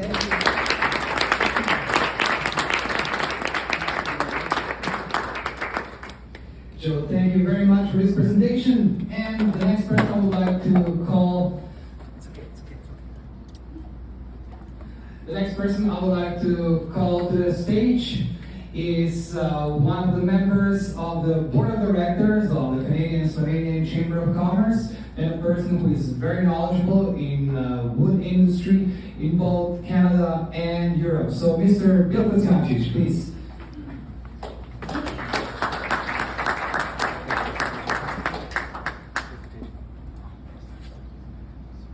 Thank you, everybody. Welcome to Toronto. Welcome to Canada. I'm a proud Slovenian, born in Canada. I grew up, my dad came as a cabinet maker from Slovenia, started a small little woodworking shop. And over the years, we started off, 10, 20,000, and we grew it to $8 million a year. Did a lot of custom work, had a lot of European woodworkers with us, and as time went, we had lots of work, but the employees retired. So I ended up selling the company and moved into the machinery industry, but my heart and passion is still doing woodworking and commercial millwork. A lot of the buildings you've seen in the Toronto area, I've had hands in building. The one Toronto, one King where you're staying, I did build the bar there, the penthouse suites. So I grew up in Toronto area. I love the city, love building the city, but it's not the easiest place to work in, right? So it's a different market than you think. So I've been asked just to speak on a little bit of my experience in doing the millwork.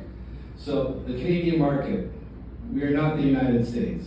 We don't purchase like the United States. We don't think like the United States. Canada, a lot of the customers here, we don't want to be the first one buying a product. We want to let somebody else test it out. We want somebody else to see if it's good.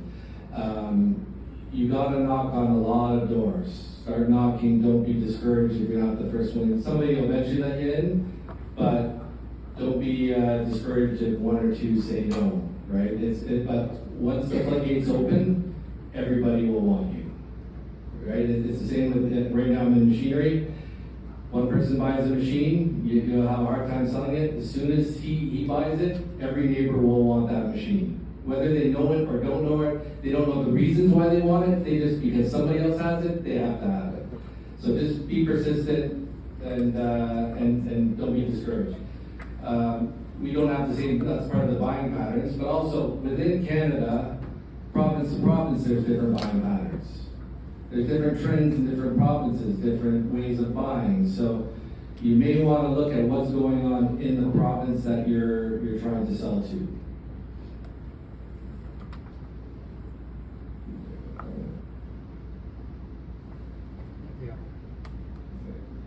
Okay, why should Canada buy my product, right? It's very competitive. There's a lot of woodworking shops. I know of, in my CRM, my database, there's over 5,000 companies doing woodworking in Ontario. And that's not every single one. There's new ones opening up every day. So it's a very competitive market. So you have to be unique. You have to have quality. You got to be able to deliver what you promise. That's the main thing. If somebody gets a sense that you're not going to deliver what you promise, that'll be your first and last job. And most importantly, price. And by price, I don't mean cheap. You gotta work within the budget that's given to you. Or read your customer, find out what their budget is, and work within the budget. Don't try to make your product fit into the budget.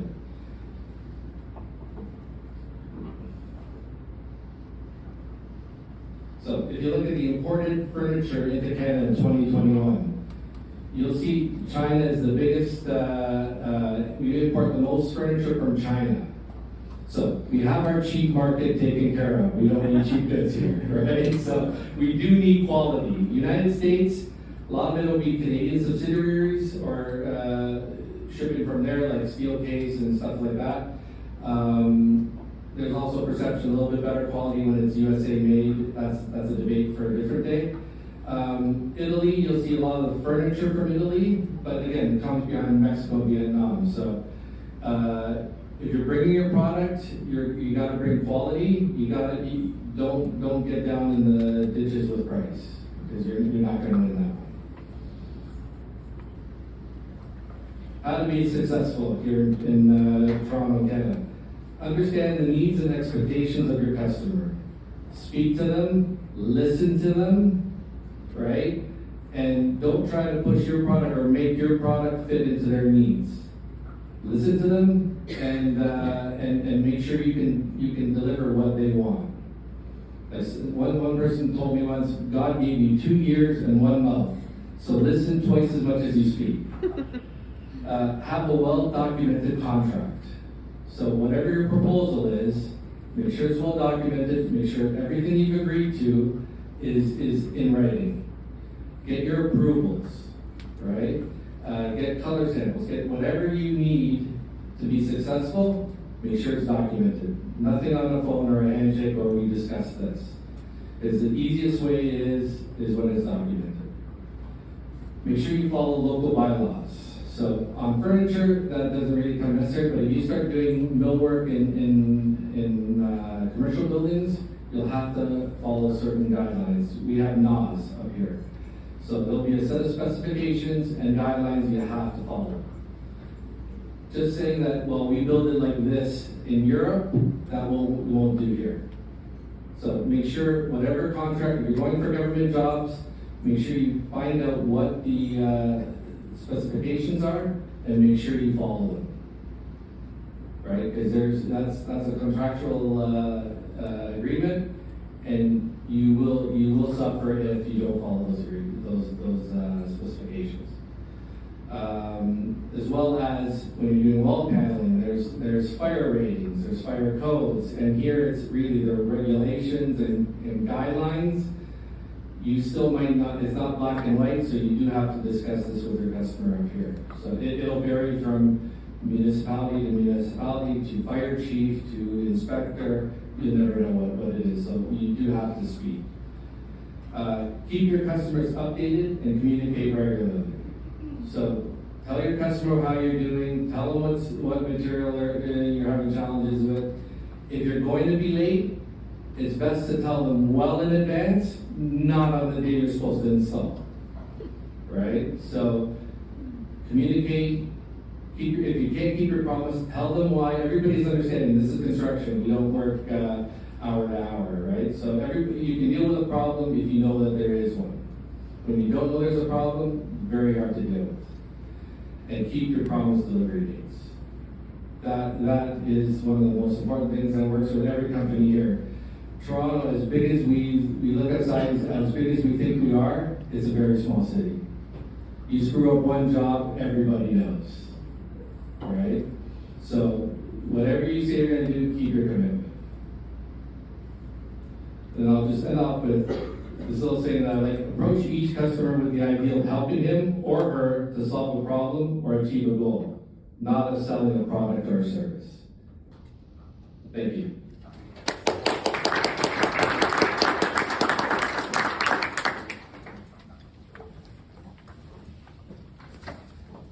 Thank you very much, Bill. And last but not least, I would like to invite Mr. Simon Ford, the acting furniture studio head at Sheridan College, Bachelor of Craft and Design program. Simon, welcome.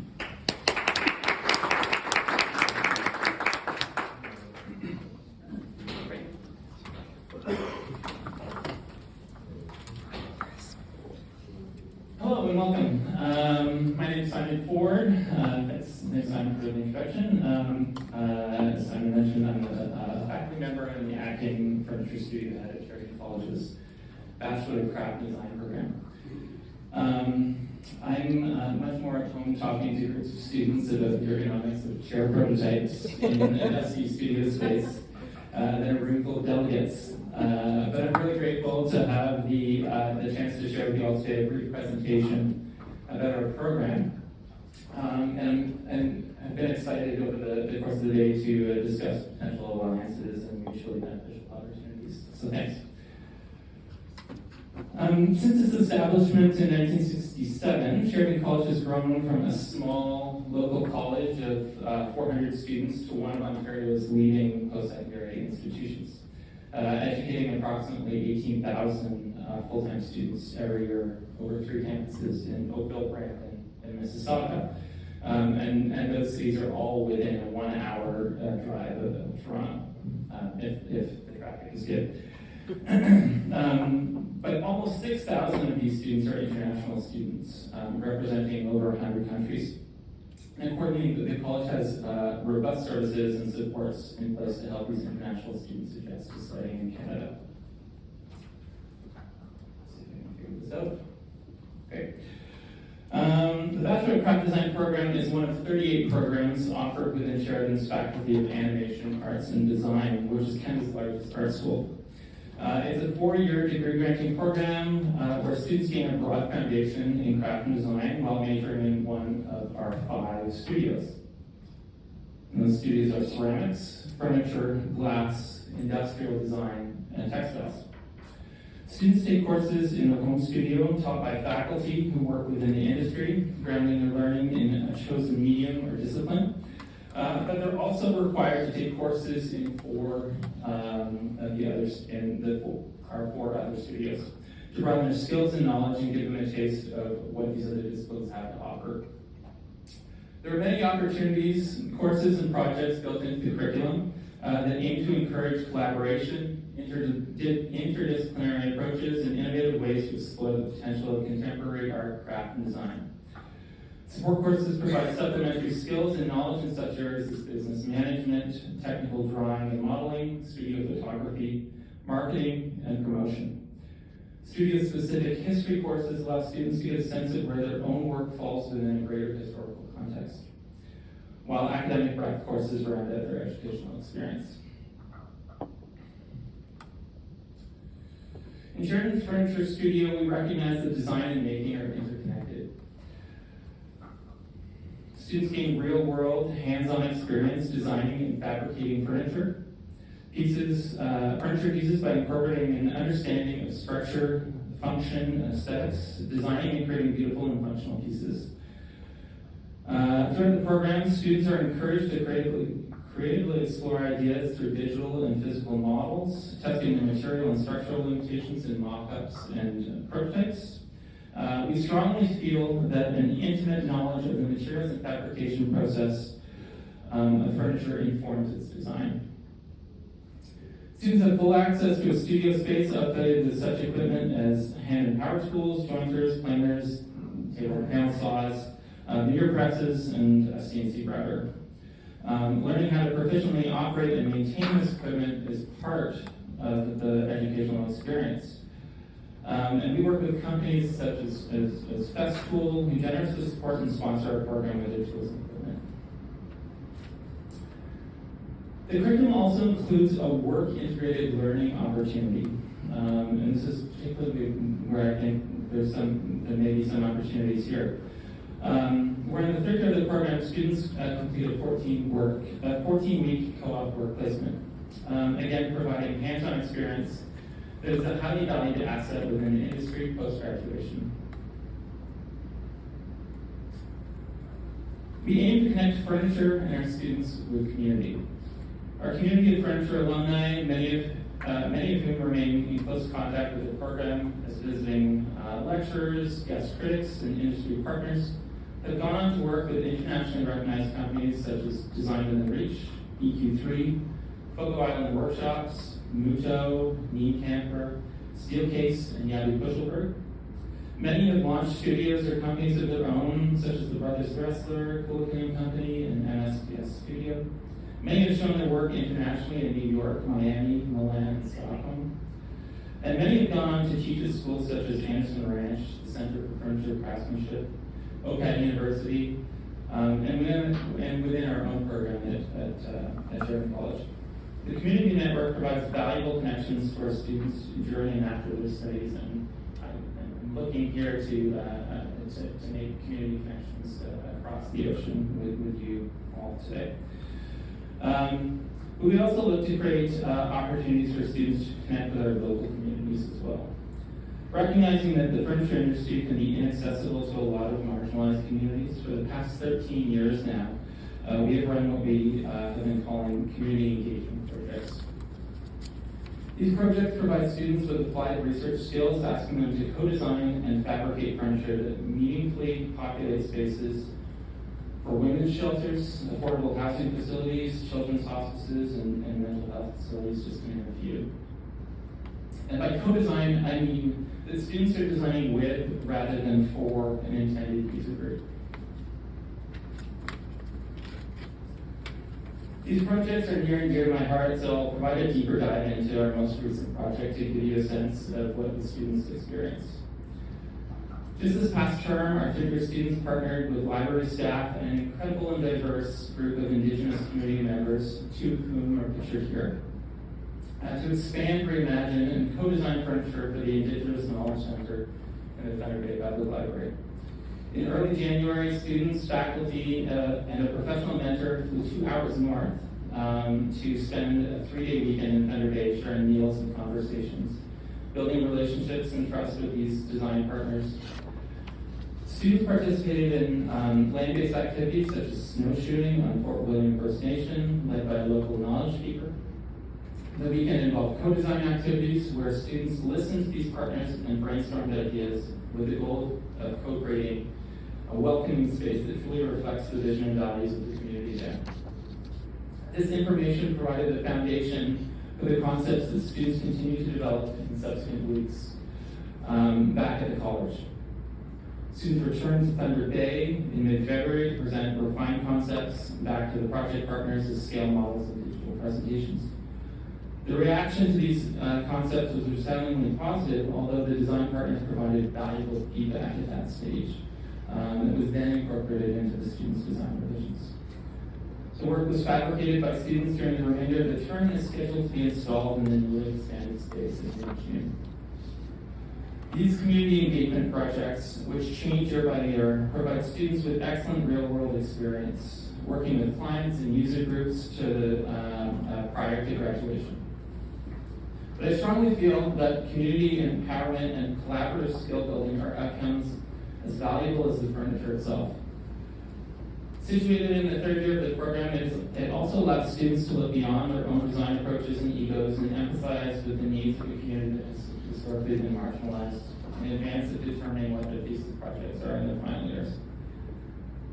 These projects are frequently said to be the high point of the student's educational experience, and I think that they really provide valuable skills to the students. So that gives you a peek in what we have to offer as a program and the skills which our students get when they graduate. For more information on our program, I'm happy to answer any questions in the Q&A session that I think is scheduled to follow this talk. But I also want to bring your attention to a few other resources. You can check out Sheridan's website, which has been on all my slides here, sheridancollege.ca. You can follow us on Instagram. Our handle is @SheridanFurniture. You can grab an information sheet. I've got many here with me today. And you're also welcome to join us tomorrow afternoon for a tour that we'll be hosting with some of my colleagues of our furniture studio and the Oak Trafalgar campus. But also please feel free to reach out to me anytime via this email address, furniture@sheridancollege.ca. And thank you so much for your time.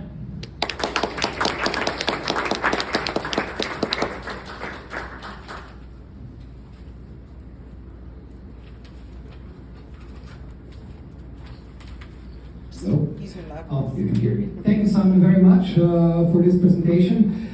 Dear guests, now we're opening the Q&A session. That's why I have this microphone. So if anybody would like to ask a question to any of our presenters, please raise your hand and we'll, okay? Please present yourself and ask a question. Ciprian Morcan, Transylvanian Furniture Cluster, Romania. We do have a few universities that we are working with in the furniture industry in Romania. So we have one technology university, art and design, and also forestry university, and that only one that develops skills for furniture industry in Romania. So I would like to know if you are interested to have an exchange experience with students and also a professor coming from Romania working in some common projects with the companies. That sounds fantastic, yeah. 100%. Yep, microphone. 100%. Yeah, I mean, I'd love Actually, if the speakers could go closer to the podium, I was thinking we could use that microphone. Sure, that's great. Here, so I'll leave Okay, it. so I will keep this. Oh, give him the microphone. Until you get I am interested if you already have some program and some experience working with other European universities, and if you can give us a few examples. Not specifically within the furniture design program, but those are conversations that I would absolutely be willing to have and put you in contact, or your university contacts with my university contacts in touch. I think that would be fantastic.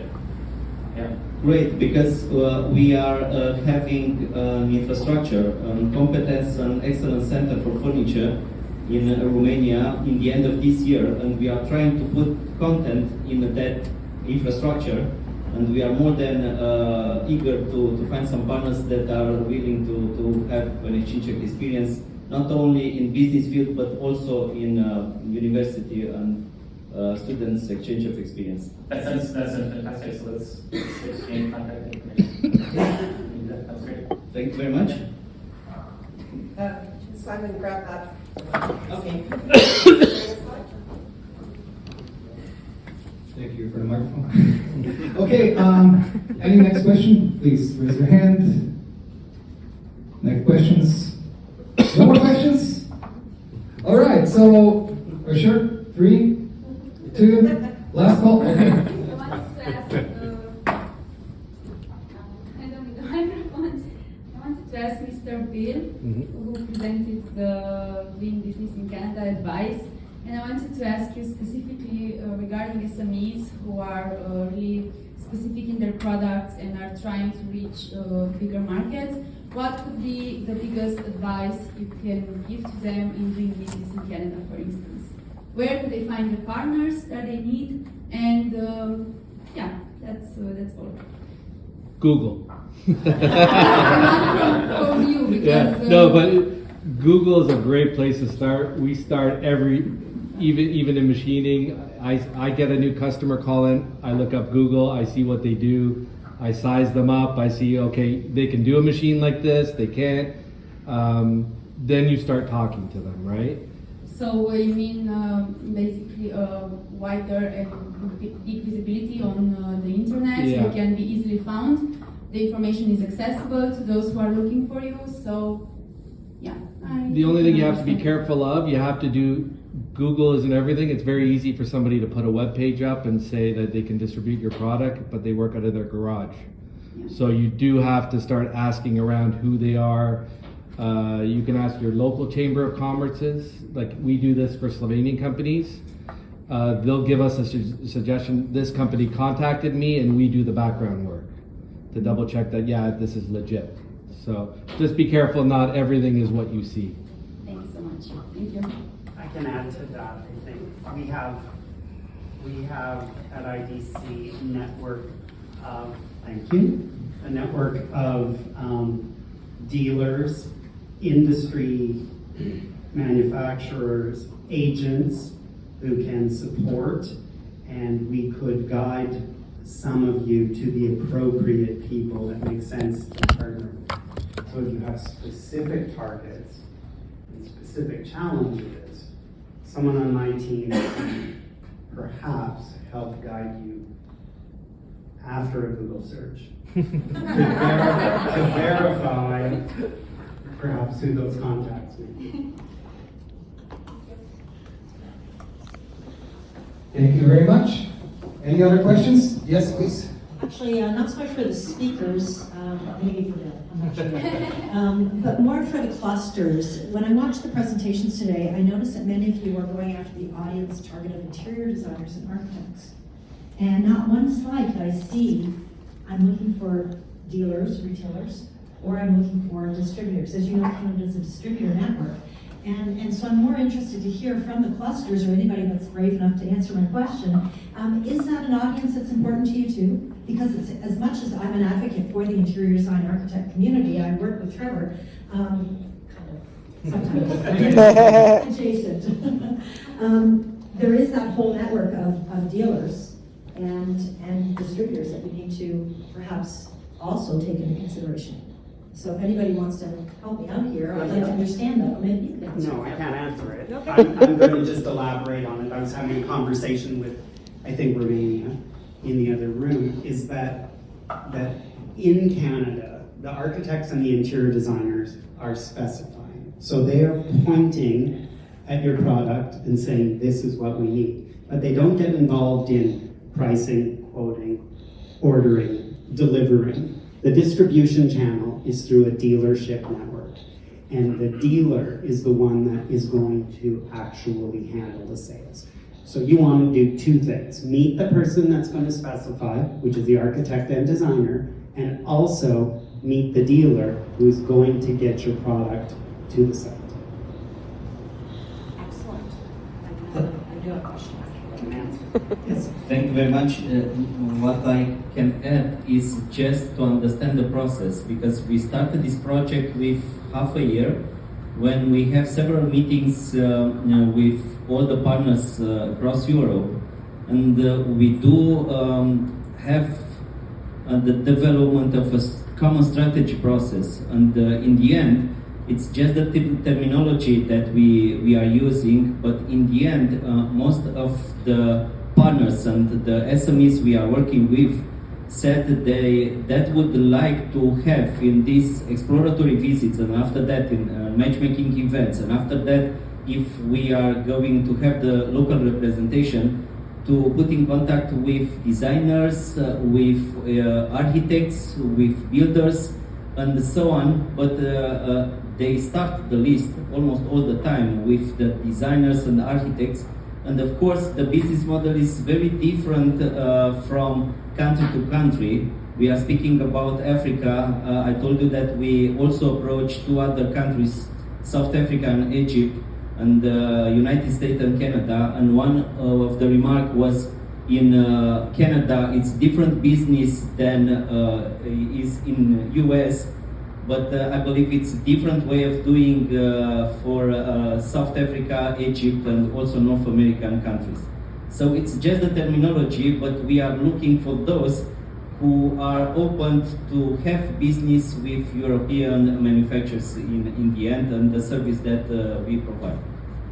Thank you for that. I think terminology is really important. If you're going to come to Canada, you have to understand the language that we speak, not just within, the business sector, but also in the various sectors. Like an interior designer will speak a little differently than an architect and a dealer or retailer or distributor.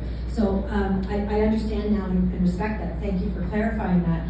But that's going to be something that's really important. The language that you speak to the various potential target audiences that you want to go after.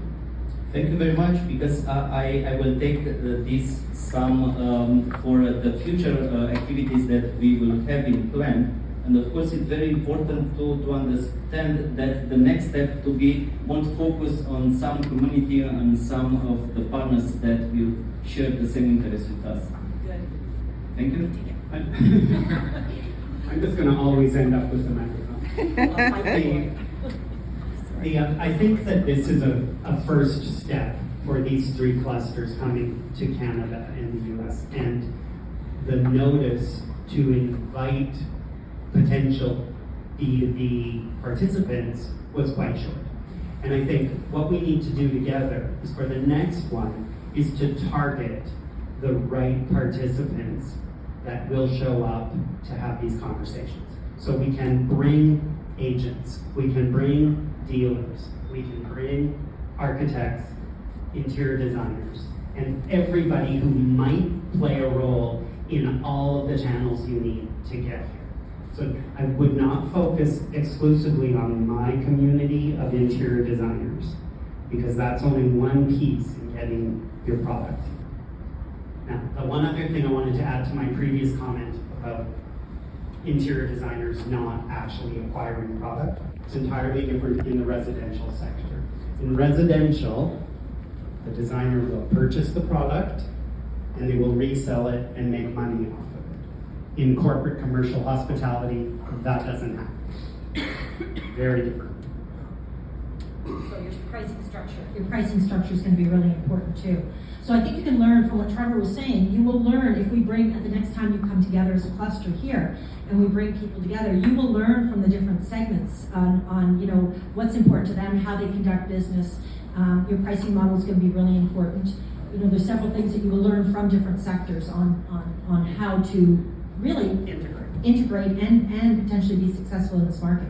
You have a great opportunity here, but like me coming to your country, I would have to get to know various sectors before I start to break ground and start to generate money. And so I think what happens in my experience, and it's not the first time I've worked with organizations internationally, there's an expectation that when you come to Canada, that immediately you open your doors and the sales just come flooding in, and it does not work like that.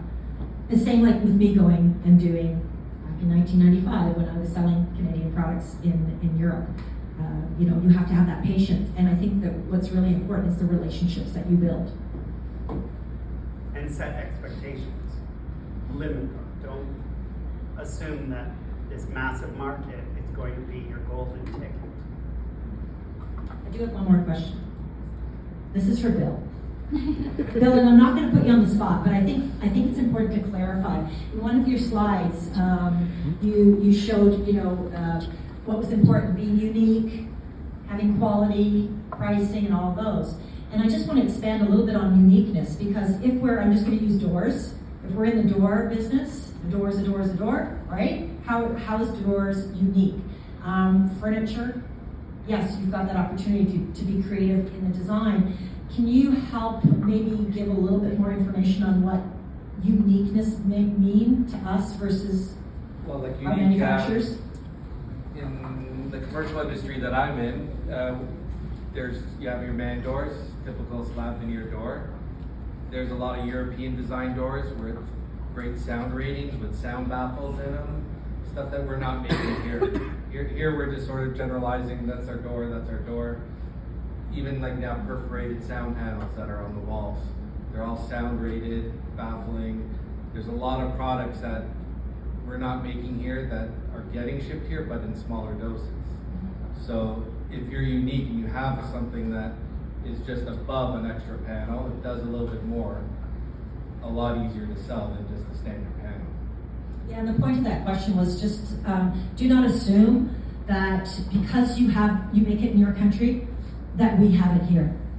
I mean, my experience, and I'll just speak on my experience, is that we tend to be much further behind the European market with uniqueness. So the idea here is that, seeing the word unique, and you're probably thinking, well, what makes it unique? You probably have a lot of product that's more unique. I can't remember if it was, who spoke about the condos, and the size of the condos getting smaller. And we've been talking about this for years, is condo-sized furniture. Yes, it exists, but that multifunctional furniture, so that one piece can do multi things. Yes, it exists, but can it be done better?